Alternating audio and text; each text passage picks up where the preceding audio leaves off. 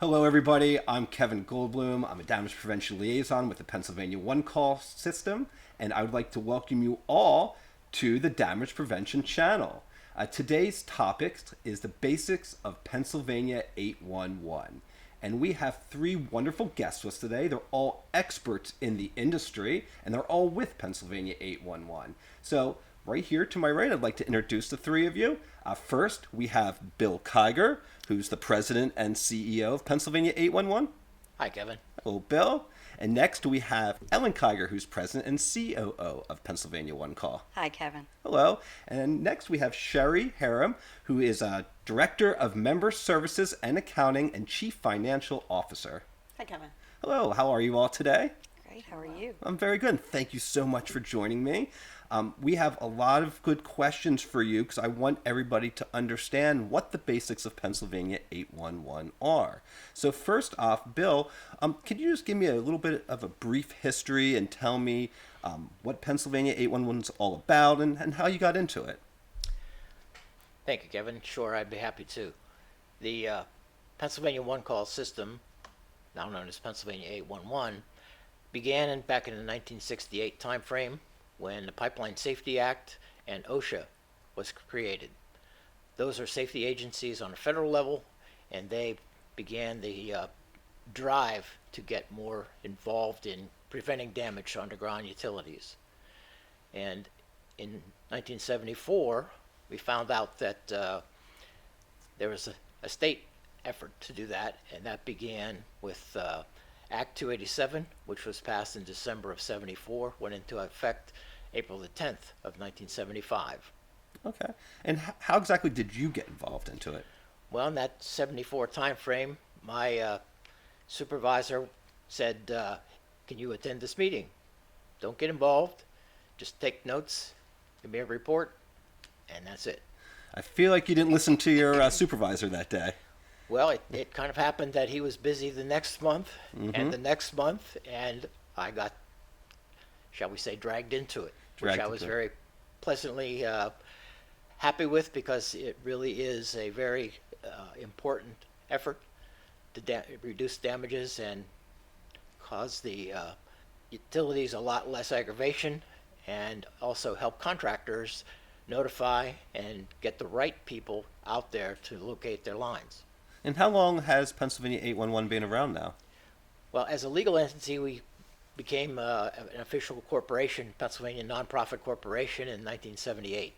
But we've been working as an association, if you will, since that 1974 timeframe. Before that, it was a simple group of people that got together and wanted protection of their facilities. They did that through Robbins Telephone Answering Service, which actually Ellen was an employee of and was our first full-time devoted employee in 1976. So that allowed us to then grow to the western side of the state in the next year, and then statewide in 1977, so that we could cover the entire state of Pennsylvania. Okay. And Ellen, who do I have to call if I want to place a dig notification? So you would call the 811 center, or you can call our 800 number, which is 800-242-1776, or you can also contact us through our website. Okay. And do you have a preferred method? We prefer the website. The website? Okay. Yes. And about how many people, or say percentage of people, do you think use the website now? About 60% of the notifications that we take are actually placed on the website. Wow, so that's a pretty good amount. It is a good amount. Very good. And Sherry, is there any sort of fee to use this service? Yes, Kevin, there is, excuse me, a $125 annual service fee that is invoiced based on that first notification to the center for use of the service. Okay. And what about if I'm a homeowner? Is it going to cost me $125 for that too? Homeowners that are doing work on their own private property are not invoiced that. Okay, so it's only if they're doing the work. Correct. As in if they hire somebody else. Because they hire someone else and they would have to pay the $125, correct? Okay, very good. And who exactly should be making the one call? Kevin, anyone who excavates using powered equipment in the Commonwealth must notify no less than 3 nor more than 10 business days in advance. Can you give me some examples of what powered equipment is? Sure. Uh, Obviously, the most known one would be the backhoe, which is our primary damaging device as well. So any kind of powered equipment, including a rototiller, all the way up to a big track hoe, bulldozer, anything that moves the earth using mechanical power, not your arms. Okay.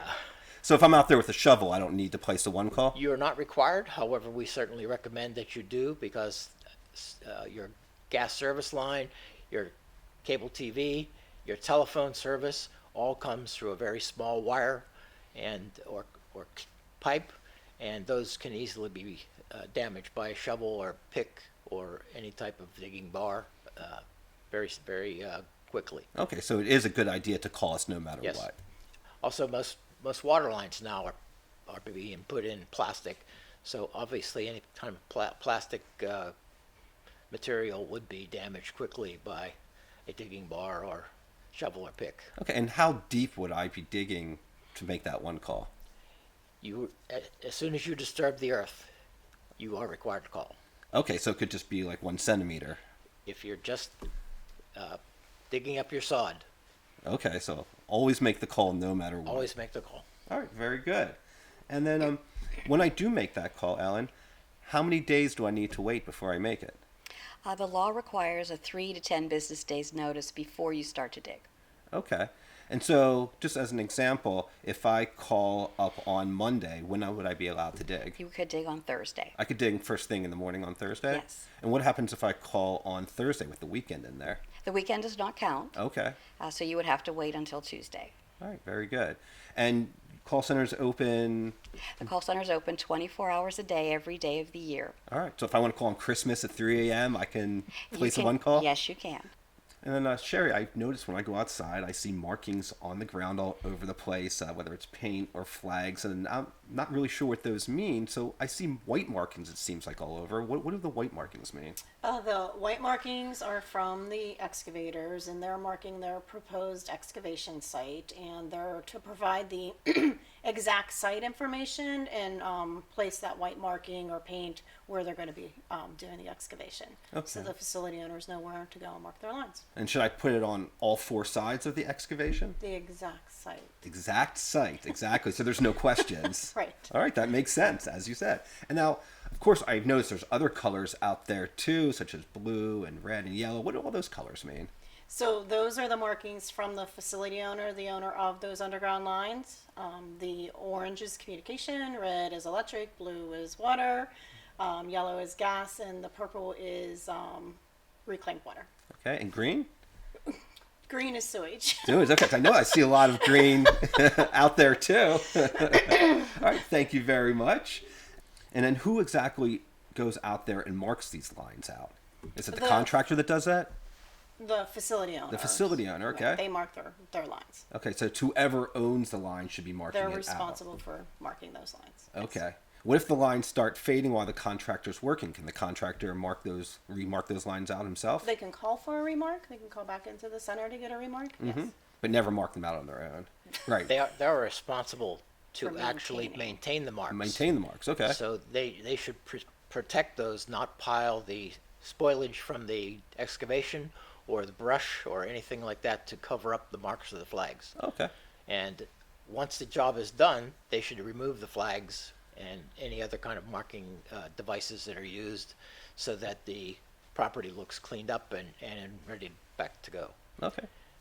That's very important that they do mark in white so that the locators, and the locators can be an employee or they can be a contractor working for the utility, the underground facility owner.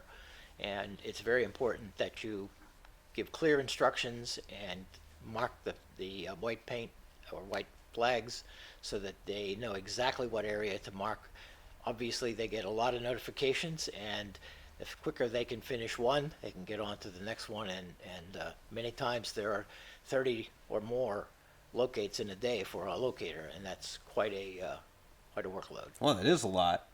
Wow. So how many calls do we get into the call center a year? Kevin, the last 4 years, we've gotten over 1 million calls every year. Wow. So it continues to grow. Those million calls inbound generate 7 million outbound notifications to our members. That's a lot of calls. How many calls did you get the first year that we were a one-call system?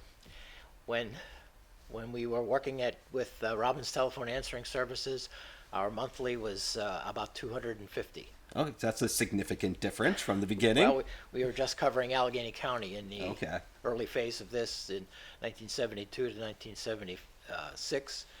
We were just in Allegheny County. And do we get the most one calls of any one call center?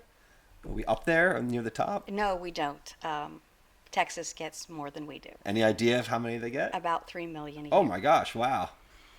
And there's a number of other states. The southern states obviously have a much longer digging season.